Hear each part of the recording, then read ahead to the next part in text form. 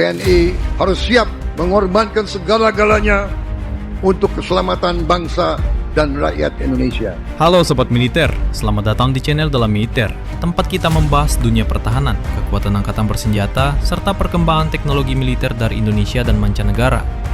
Pada kesempatan kali ini, kita akan mengulas lebih dalam mengenai peringkat militer Indonesia menurut Global Firepower, sebuah topik yang sering jadi perbincangan dan pastinya menarik untuk kita bahas secara lengkap. Global Firepower atau yang biasa disingkat GFP merupakan lembaga independen internasional yang setiap tahun merilis daftar peringkat kekuatan militer negara-negara di seluruh dunia. Penilaiannya tidak hanya soal jumlah kekuatan senjata saja, tetapi menggunakan lebih dari 60 indikator penilaian.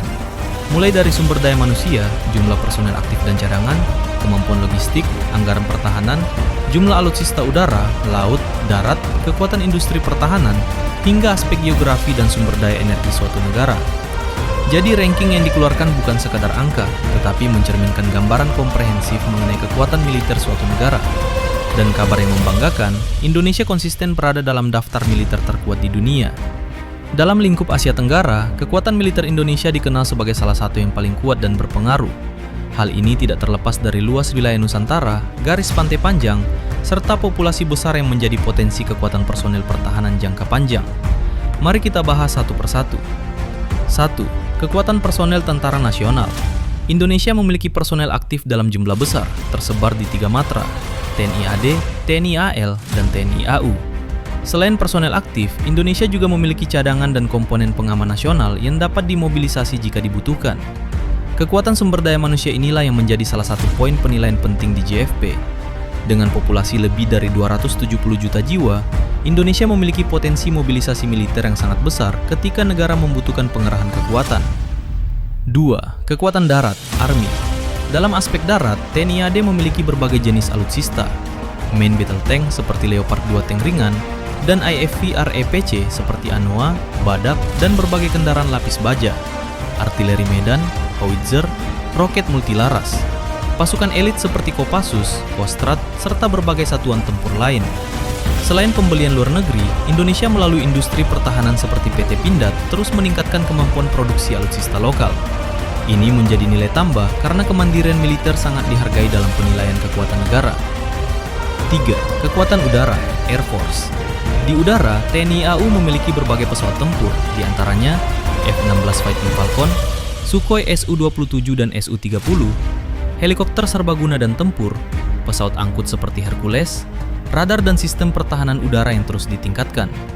Indonesia juga sedang dalam tahap modernisasi dan rencana pengadaan pesawat tempur generasi terbaru. Kedepannya, kekuatan udara akan menjadi fokus strategis mengingat ruang udara yang sangat luas dan potensi ancaman modern yang semakin kompleks. 4. Kekuatan laut, Navy. Sebagai negara kepulauan terbesar di dunia, kekuatan laut menjadi salah satu fondasi utama pertahanan Indonesia.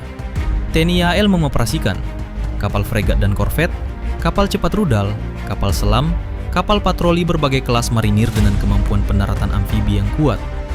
Wilayah perairan Indonesia sangat luas, sehingga geliat modernisasi armada laut terus dilakukan agar mampu menjaga perbatasan dan jalur perdagangan internasional. 5. Logistik dan anggaran pertahanan. Selain alutsista, GFP juga menilai kemampuan logistik, suplai bahan bakar, dukungan industri pertahanan, dan anggaran militer. Anggaran pertahanan Indonesia meningkat bertahap dalam beberapa tahun terakhir seiring prioritas pemerintah dalam modernisasi militer. Industri pertahanan lokal seperti PT PAL, PT Dirgantara Indonesia, dan Pindad juga semakin berkembang, memproduksi kapal, pesawat, dan kendaraan tempur buatan dalam negeri. 6. Posisi geopolitik dan sumber daya. Letak Indonesia sangat strategis, menjadi penghubung Samudra Hindia dan Pasifik. Banyak jalur laut internasional melewati wilayah kita, sehingga kekuatan militer bukan hanya simbol, tetapi kebutuhan nyata dalam menjaga kedaulatan wilayah. Dengan semua komponen tersebut, bukan hal yang mengejutkan jika militer Indonesia masuk dalam jajaran kuat di dunia. Kehadiran TNI bukan hanya sebagai penjaga wilayah, tetapi juga memiliki peran besar dalam misi kemanusiaan, perdamaian dunia, hingga penanggulangan bencana. Kedepan, dengan modernisasi yang semakin agresif, Indonesia berpotensi naik lebih tinggi dalam peringkat Global Firepower. Perkembangan teknologi, peningkatan alutsista, hingga penguatan industri pertahanan lokal akan menjadi faktor penting dalam membentuk militer yang semakin modern dan tangguh. Itulah pembahasan lengkap mengenai peringkat militer Indonesia menurut Global Firepower versi channel Dalam Militer. Jika kalian bangga dengan TNI dan ingin terus mengikuti informasi seputar dunia militer, pastikan kalian klik like, subscribe, dan aktifkan lonceng notifikasi agar tidak ketinggalan konten terbaru dari kami.